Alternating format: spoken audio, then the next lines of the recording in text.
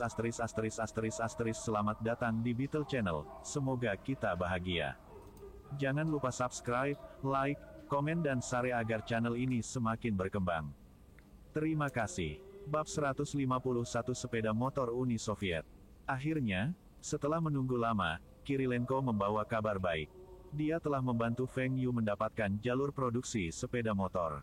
Pada masa itu, Uni Soviet memiliki 5 merek sepeda motor, yaitu Minsk, Voskhod, Ural, Dnieper dan East Jupiter.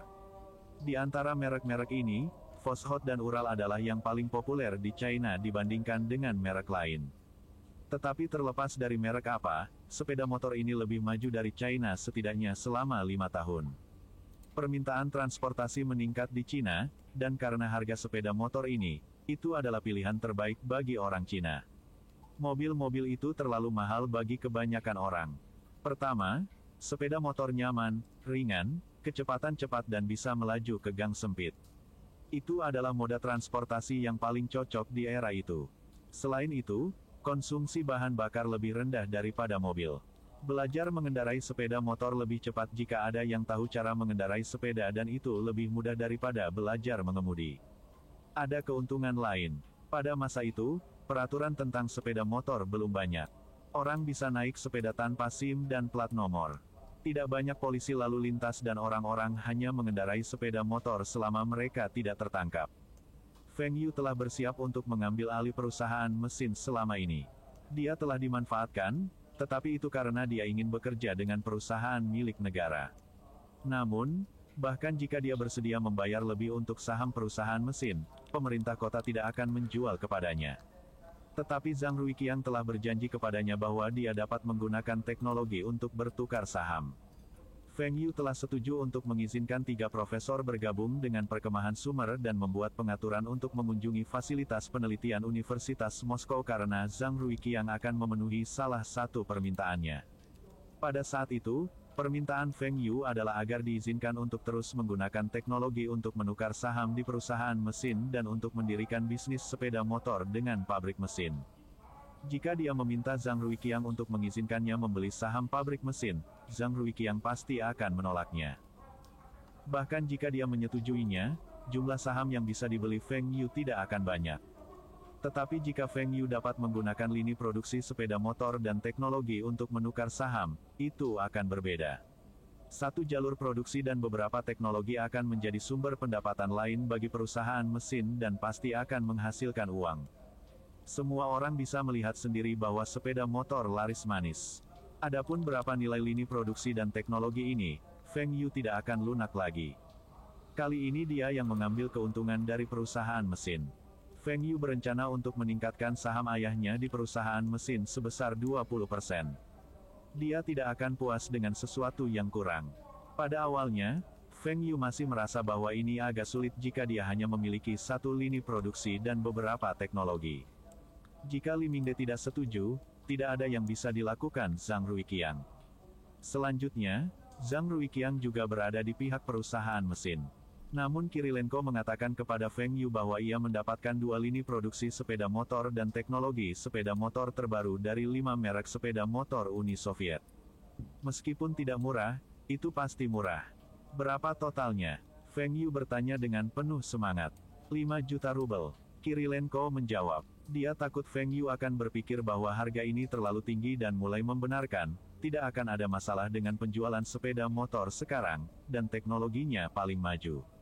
Kedua lini produksi tersebut dibangun pada tahun 1985. Dijamin dalam kondisi kerja yang sempurna.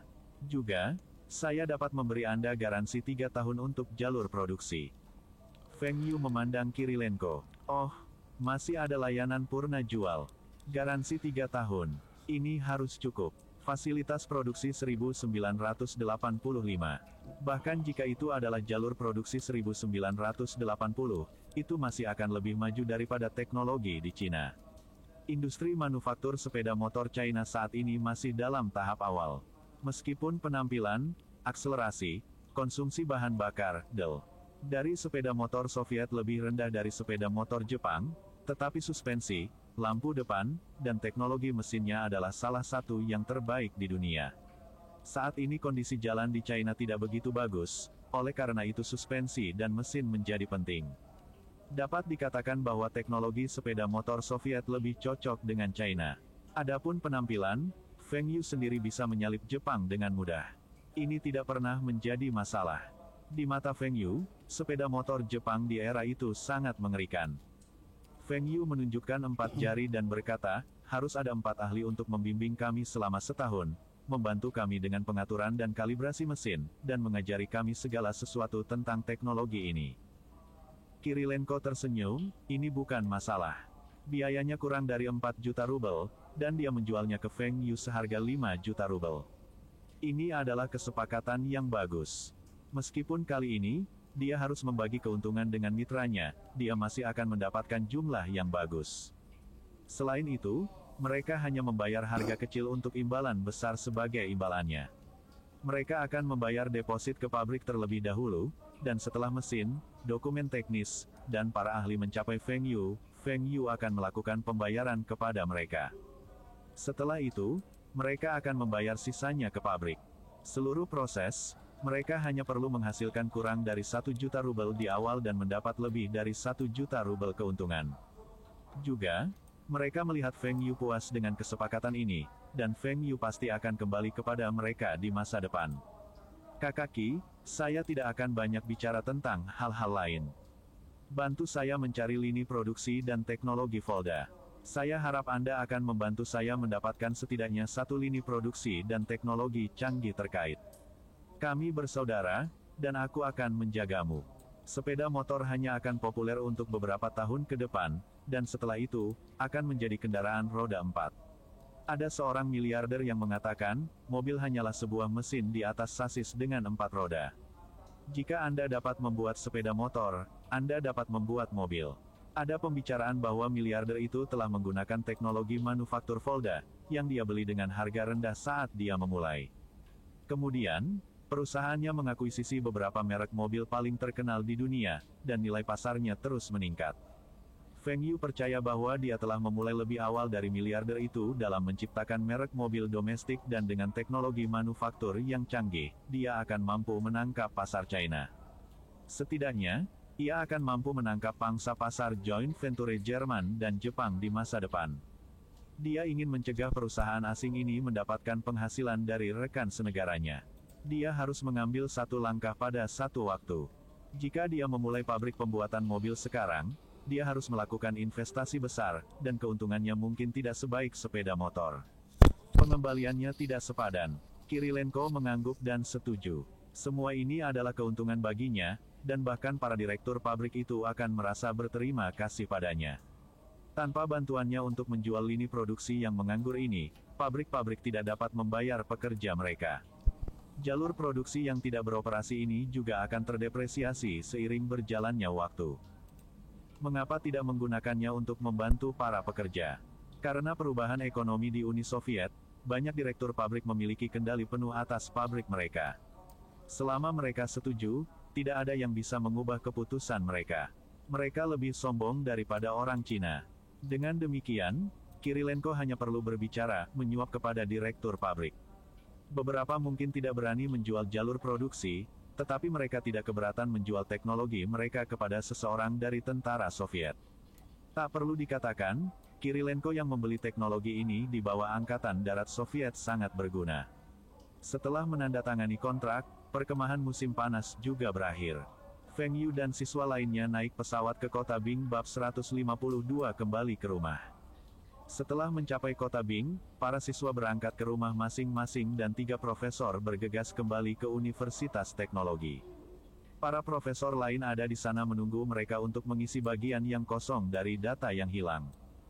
Feng Yu mengantar teman-temannya kembali ke distrik. Ketika Zhang Muhua melihat putranya, dia memeluknya dan menepuk kepalanya. Sudah lama sejak dia melihat Feng Yu dan sepertinya Feng Yu telah tumbuh lebih tinggi. Xiao Yu, aku mendengar dari kakak iparmu bahwa kamu mewakili Tiongkok untuk menghadiri perkemahan musim panas. Mata Zhang Muhua berbinar. Ini adalah sesuatu yang bisa dibanggakan. Feng Yu mengangguk, mungkin bisa dianggap seperti itu. Bagaimana apanya? Ini harus itu. Anda mewakili negara. Itu hebat. Kamu makan ceri dulu. Saya akan pergi ke tempat tetangga dulu. Zhang Muhua mengambil sweter setengah rajutan dan pergi. Feng Yu terdiam ketika dia melihat tampilan belakang ibunya. Dia tidak memperhatikan bahwa ibunya juga suka pamer sebelumnya. Feng Xingtai juga pulang dari pabrik pengolahan makanan setelah dia menerima kabar bahwa putranya telah kembali. Kata-kata pertama yang keluar dari Feng Xingtai membuat Feng Yu merasakan niat membunuh. Saya mendengar dari saudara perempuan Anda bahwa Anda telah memilih aliran seni yang tidak berguna. Ayah, ketua mau juga belajar seni. Mata pelajaran seni untuk pemimpin dan sains untuk pekerja. Balasan Feng Yu tepat sasaran. Betulkah? Feng Xingtai curiga, tetapi dia mendengar bahwa wali kota negara provinsi tetangga juga belajar seni di Universitas Beijing. Tentu saja, anak Anda ingin menjadi pemimpin yang hebat di masa depan, itulah mengapa saya memilih seni. Lebih buruk lagi, aku juga akan menjadi sarjana yang hebat. Feng Yu terus menggertak ayahnya. Berhentilah omong kosong. Sarjana apa? Lupakan. Anda sudah dewasa sekarang, dan Anda memiliki cara berpikir Anda sendiri. Anda memilih jalan Anda sendiri dengan hati-hati dan tidak menyesal. Feng Xingtai menatap Feng Yu dengan penuh kasih dan berkata, jarang bagi Feng Xingtai untuk mengatakan hal seperti itu. Ayah, tahukah kamu bahwa aku baru saja pergi ke Uni Soviet untuk perkemahan musim panas? Feng Yu sedang menunggu ayahnya untuk memujinya, tetapi mengapa ayahnya begitu tenang? Aku tahu, kakakmu memberitahu kami. Saya harap Anda tidak membuat malu negara. Feng Yu tercengang. Setiap orang tua selalu berharap yang terbaik untuk anak-anaknya, tetapi mengapa ayahnya selalu merasa bahwa dia akan menjadi aib? Tidak ada pilihan. Feng Xingtai selalu merasa bahwa pemikiran Feng Yu terlalu aneh dan selalu melakukan hal-hal yang mengejutkan orang. Dia takut putranya akan melakukan sesuatu dan mendapat masalah di Uni Soviet. Dia masih ingat kapan terakhir kali mereka minum, dan Feng Yu berteriak bahwa Uni Soviet akan hancur dalam waktu 2 tahun. Tidak akan ada lagi Uni Soviet. Saat itu, Feng Xingtai terkejut. Kata-kata Feng Yu terlalu mengejutkan. Bagaimana Uni Soviet bisa hancur? Uni Soviet adalah ekonomi terbesar kedua di dunia. Standar industri dan militer mereka adalah salah satu yang terbaik di dunia dan setara dengan AS. Bagaimana negara yang begitu kuat bisa hancur? Feng Xingtai memperingatkan Feng Yu untuk tidak mengatakan hal-hal ini di luar. Jika orang lain mendengar ini, dia mungkin mendapat masalah. Feng Xingtai juga berpikir bahwa Feng Yu mungkin mengatakan yang sebenarnya karena Feng Yu telah melakukan bisnis dengan Soviet dan bisa mendapatkan beberapa informasi orang dalam dari mereka. Tapi tidak peduli apa, hal-hal ini tidak boleh diungkapkan kepada orang lain. Apakah Uni Soviet bubar atau tidak, itu adalah masalah para pemimpin bangsa, dan itu bukan untuk dibicarakan oleh rakyat jelata seperti mereka. Ayah, aku telah membuatmu bangga selama ini. Ya, bangga. Seluruh distrik tahu tentang orang bodoh yang pergi memancing di es dan jatuh ke dalam lubang es. Feng Xingtai memutar matanya. Feng Yu, di mana ibumu? Dia tidak memasak. Ibu pergi ke tempat tetangga. Saya pikir dia tidak akan kembali secepat ini. Mengapa kita tidak pergi ke pabrik untuk makan siang? Oh ya, ayah.